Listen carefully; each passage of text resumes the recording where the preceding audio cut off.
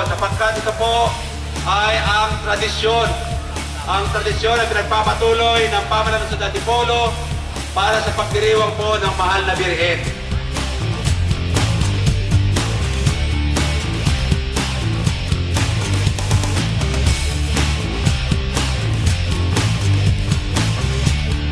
Ito po ay simbolo ng kapayapaan, pagkakaisa at pagtutulungan ng lahat ng mamayan ng Lungsod ng Antipolo.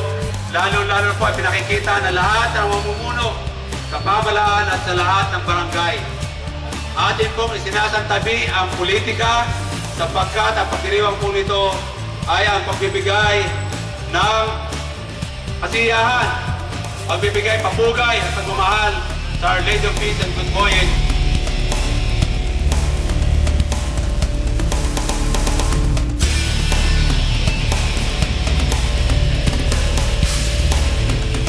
Mas marami po tayo magagawa kung tayo nagtutulong-tulong, tayo nagkakaisa.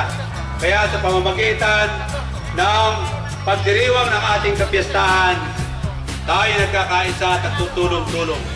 Kaya maraming salamat sa inyo lahat.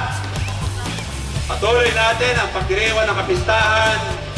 Pagdiriwang natin ang patrona ng ating bayan, Our Lady of Peace and Good Voyage.